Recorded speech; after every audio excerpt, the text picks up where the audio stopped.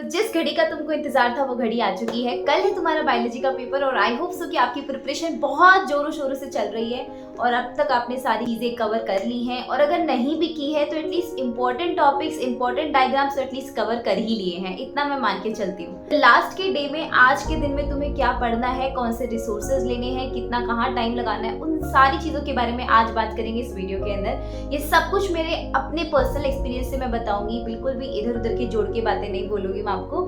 तो देखो, सबसे इम्पोर्टेंट जो चीज है वो ये है कि जो नेचुरल जो आपकी फीलिंग्स है वो ये आएंगी अभी। एंजाइटी, डर लगेगा, बहुत ज्यादा पैनिक करोगे, है ना, कि यार पेपर है ना, ये भी देख लेती हूँ वो भी देख लेती हूँ। मेरे को ऐसा होता था बेसिकली, तो आई बिलीव कि आपके साथ में भी ऐसा ही होता होगा, क्योंकि स्टूडेंट का माइंडसेट हम समझ सकते हैं। हम भी कभी स्टूडेंट रहे, मैं भी रही हूँ ऑब्वियसली, तो दिमाग में चलता है। तो देखो, कोई एक टॉपर बच्चा होगा ना जो कल के एग्जाम में टॉप करने वाला है, उसके दिमाग में भी सेम चीजें चल रही है। एवरेज बच्चा भी होगा ना, उसके दिमाग में भी वही बातें चल रही है। तो इसमें कुछ तुम्हें ये नहीं लेना कि भाई हमको ही हो रहा है, हम तो एंजाइटी डर में टाइम वेस्ट कर रहे हैं, बाकी को तो नहीं हो रहा है। सबको हो रहा है, इट्स वेरी कॉमन, और ये तो होना ही है ना यार। वैसी सिचुएशंस आती है तो डर लगता है, ठीक है। तो ये सारी चीजें नहीं करनी। तो इस डर, एंजाइटी से कैसे डील करना है ये मैं आपको बताऊंगी वीडियो के एंड में। तो आज के दिन में तुम्हें क्या क्या पढ़ना है वो बता देती हूँ। आज के दिन में तुम्हें कोई भी नया टॉपिक नहीं पढ़ना, ये तो मान के चलो। कोई भी नया टॉपिक छूना ही मत गलती से, अदरवाइज जो तुमने अभी तक पढ़ रखा है ना वो भी भूल जाने हो। जो फियर, एंजाइटी है ना, इसका लेवल ऐसे शूट हो जाएगा। तो कोई नया टॉपिक नहीं पढ़ना, जो पढ़ रखा है बस उसको बार बार रिवाइज करते रहो। कैसे रिवाइज करोगे? जो शॉर्ट नोट्स बना रखे होंगे, तुम्हारे पास होंगे कुछ नोट्स वगैरह, वो प्लीज उनको ही रिवाइज करो। एनसीईआरटी को देखो, एनसीईआरटी को लाइन बाय लाइन पढ़ने की कोई जरूरत नहीं है अब, क्योंकि अब तो टाइम ही नहीं बचा है एनसीईआरटी को लाइन बाय लाइन पढ़ने का। तो सिर्फ अपने नोट्स के ऊपर फोकस्ड रहो, और जो इंपॉर्टेंट टॉपिक्स है ना, इंपॉर्टेंट टॉपिक्स, उनको जरूर एक बार एनसीईआरटी से बस गो थ्रू कर लेना। सारे चैप्टर को पढ़ने की जरूरत नहीं है। दूसरी चीज, जितने भी इंपॉर्टेंट डायग्राम्स है ना, सारे डायग्राम्स मैं कहूंगी एनसीईआरटी लेकर बैठो।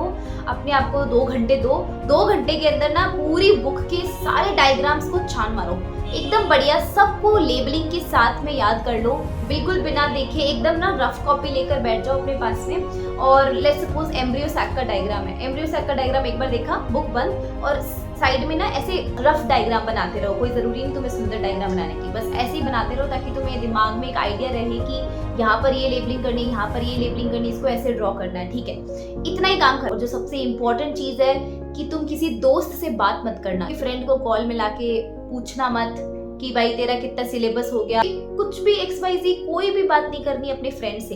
अपने एटलीस्ट इस एग्जाम से रिलेटेड कोई भी बात नहीं करनी है, क्योंकि पता है ना, फ्रेंड्स का तो यही काम होता है, मैं सच्ची बता रही हूँ।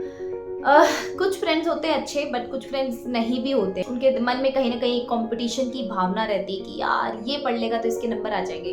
तो वो क्या करते हैं, कुछ ना कुछ ऐसी ट्रिक आजमाने की कोशिश करते जिससे तुम्हारे नंबर कम हो जाए। तो प्लीज उनसे बात मत करना, या तो वो बोलेंगे पेपर लीक हो गया, ठीक है, जो कभी होता नहीं है ऑब्वियसली। बच्चे आके मुझे कमेंट करेंगे, मैम होता है पेपर लीक, ऐसे कैसे बोल रहे हो? होता है भाई, होता होगा, बट मैं नहीं मानती इस चीज को। क्यों भरोसे जाना है? तुम अपने भरोसे क्यों नहीं जा रहे हो? Why you are not dependent on yourself? क्यों तुम किसी थर्ड पार्टी के पेपर के ऊपर डिपेंडेंट हो? अपने दोस्तों से बात मत करना पेपर से रिलेटेड, कोई भी प्रिपरेशन से रिलेटेड बात मत करना। अपना डर, एंजाइटी, इसको बढ़ा ही दोगे तुम, ठीक है।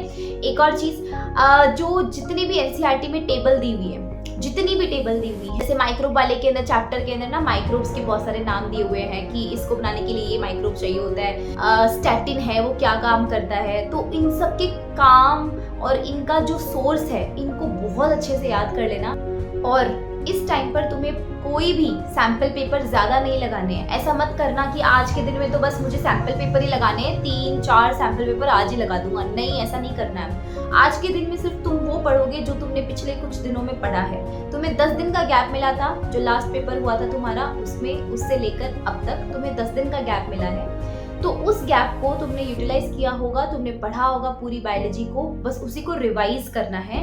और कोई ज्यादा सैंपल पेपर नहीं लगाने हैं। सैंपल पेपर लगाना है तो एक लगाओ, सिर्फ एक, ठीक है, ज्यादा मत लगाओ, क्योंकि मान लो कोई क्वेश्चन गलत हो गया या कोई चीज नहीं आई तो वो तुम्हें ना एक एंजाइटी देगा कि यार मेरे को तो आता ही नहीं है अभी तक, कल मेरा पेपर है, ठीक है। तो ज्यादा सैंपल पेपर लगाने की जरूरत नहीं है। सिर्फ प्रीवियस ईयर क्वेश्चन देखो। मैं तो ये बोलूंगी सैंपल पेपर पे भी ज्यादा मत जाओ, प्रीवियस ईयर क्वेश्चंस पे जाओ।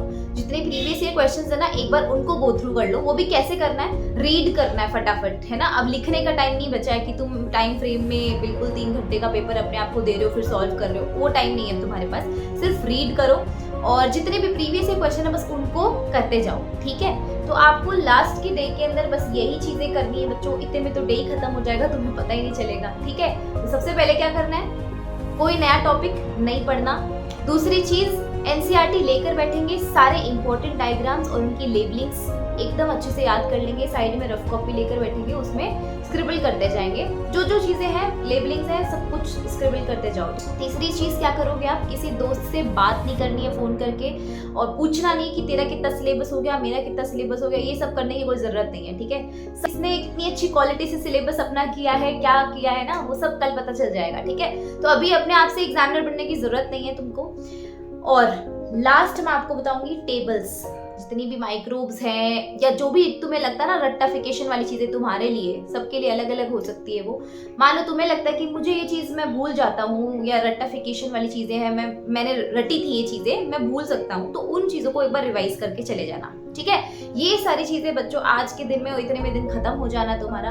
और अब आते हैं एक सबसे इम्पोर्टेंट पॉइंट के ऊपर, जो है एकदम नेचुरल चीज जो सबके साथ होगी, तुम्हारे साथ में भी हो रही होगी डेफिनेटली। जैसे जैसे एक एक घंटा निकल रहा होगा वैसे वैसे ये हार्ट बीट जो है ना धक धक करके बढ़ती जा रही होगी। वैसे धक धक नहीं होता है ना, मुझे कमेंट करके बताओ हार्ट बीट का साउंड क्या होता है, धक धक होता है, कुछ और होता है। एनीवेज, मैं कुछ ज्यादा ही बायोलॉजी की जोन में चली गई। हाँ, तो तुमको ना बिल्कुल कॉन्सेंट्रेट, देखो तुमने पिछले कुछ दिनों में, देखो यार मैं तुम्हें एक सिंपल सी बात बताती हूँ, ठीक है। कोई भी बच्चे ने ना पूरे साल में पढ़ा ना पढ़ा हो, उससे कोई फर्क नहीं पड़ता। लास्ट के 3-4 दिन में सबने पढ़ा है, ये तो मैं गारंटी के साथ बोल सकती हूँ ना। तुमने भी पढ़ा होगा, मैंने भी पढ़ा था, सबने पढ़ा। लास्ट के 3-4 दिन में कौन नहीं पढ़ता यार, ठीक है। तो लास्ट के कुछ दिनों में सबने पढ़ा है, और अगर तुमने सबने पढ़ा है तो I want you to know कि भाई तुम बहुत अच्छा कर रहे हो, तुम बहुत अच्छा करोगे कल के पेपर में, फॉर श्योर डेफिनेटली तुम अच्छा करोगे, इसमें कोई दो राय की बात नहीं है। अपने ऊपर बस कॉन्फिडेंस रखो, अपने ऊपर बिलीव रखो और अपने ऊपर प्राउड करो, ठीक है। तो अगर तुमने लास्ट के कुछ 3-4 दिन में, अभी एग्जाम के पिछले 3-4 दिन में या 4-5 दिन में कुछ भी पढ़ाई की है ना अच्छे से, तो प्लीज मैं चाहती हूँ कि आप कमेंट सेक्शन में जाइए, थोड़ा सा एक कष्ट करिए लिखने का, ये कि आई am proud of my self, that is all. मुझे अपने आप पे प्राउड है बस, और किसी को, देखो यार मैं तुम्हें ना इस जैसे ये 12th के एग्जाम्स हो जाते हैं ना, उसके बाद में मैं एक वीडियो लाने का सोच रही हूँ जिसमें मैं आपको बताऊंगी कि कहाँ पर आपके 12th के परसेंटेज कितने काम आते हैं, ठीक है। अगर आप ये सोच रहे हो कि अगर हमारे 12th में अच्छे नंबर नहीं आए, अगर मान लो मेरे बायोलॉजी में अच्छे नंबर नहीं आए तो मैं जिंदगी में कुछ कर ही नहीं पाऊंगा, तो ये सारी बातें, इनका क्या आपकी लाइफ में है, क्या रोल है आगे जाके कुछ 3-4 साल बाद या 2-3 साल बाद जब तुम खुद को पीछे पलट के देखोगे ना, तब तुम्हें हंसी आएगी कि यार कैसे अपन पागलों की तरह करते थे नंबर, है ना। खैर मैं आपको डिमोटिवेट नहीं करना चाहती हूँ इन सब चीज़ों से, लेकिन मैं आपको बस ये बताना चाहती हूँ कि डिप्रेशन में नहीं जाना, एंजाइटी नहीं करनी, कुछ नहीं करना, मस्त रहो, चिल रहो, जितना पढ़ा है उसको बस बढ़िया से करके चले जाओ। यार मैं तो अपनी स्टोरी तुम्हें बता दूं, मैंने तो अपनी ही स्टोरी तुम्हारे साथ शेयर की हुई है, मैं अपनी स्टोरी बताती हूँ। 12th क्लास की तो नहीं बताती हूँ, बट मेरे साथ ना देखो पेपर तो पेपर होता है ना, एंजाइटी डर हर पेपर के पहले होती है। तो मैं कॉलेज में थी ना, तो कॉलेज में लिटरली मैं ऐसी स्टूडेंट थी कि मैं जो पूरे साल नहीं पढ़ती हूँ और लास्ट एग्जाम के जस्ट पहली रात, जैसे कल मेरा एग्जाम है तो मैं आज पढ़ूंगी, मैं ऐसी स्टूडेंट हूँ। मतलब इन कॉलेज थी मैं ऐसी स्टूडेंट, तो मैं ऐसी ही स्टूडेंट रही थी, पर मैंने कॉलेज में टॉप कर दिया। मैंने अपनी फील्ड में, मैंने अपने सब्जेक्ट में अच्छा किया and I am proud of my self. क्यों? क्योंकि बेसिक नॉलेज था सबसे पहली बात तो। दूसरी चीज, एंजाइटी, डर, डिप्रेशन मुझे भी आया था, मुझे आज तक याद है। एक पेपर था मेरा बायोलॉजी का, कॉलेज के अंदर ही पेपर था। उस पेपर के पहले दिन, पहली रात को 10-11 बजे ना, मेरे पास बिल्कुल भी टाइम नहीं था। 10-11 बजे मैं रो रही थी कि मेरा पेपर नहीं हुआ, मेरा कंप्लीट ही नहीं हुआ सिलेबस, मैंने शुरू नहीं किया। और तुम्हें पता है उस दिन मैंने क्या गलती की थी? मेरी एक फ्रेंड थी कॉलेज की, मैंने उसको फोन कर दिया था ना, और उसको मैंने पूछा कि यार तेरा कितना हो गया, तेरा कितना हो गया, कितना सिलेबस तूने कर लिया, कौन सा तूने किया है, ये सब पूछा। और वो पता है क्या बोली, वो ऐसे बोली, हाँ यार मेरा तो सारा सिलेबस हो गया यार, लेकिन फिर भी मेरे को डर लग रहा है ना, मैं तो दूसरी बार और करूंगी, मेरे को तो कॉन्फिडेंस नहीं आ रहा। बस ये एक ही लाइन उसकी तरफ से काफी होती है अपन को पूरा बर्बाद करने के लिए। तो इसीलिए मैं बोल रही हूँ अपने दोस्तों से बात मत करना बिल्कुल भी।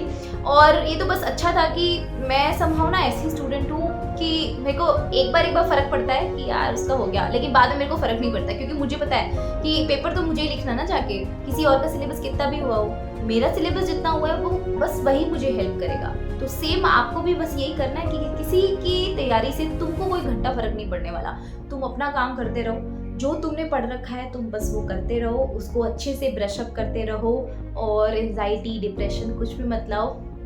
तुमने कुछ भी किया है इन पिछले कुछ दिनों में, कितना भी पढ़ा है ना, बस उस पर कॉन्सेंट्रेट रहो एंड कमेंट सेक्शन में जरूर लिखो I am proud of my self, that's all.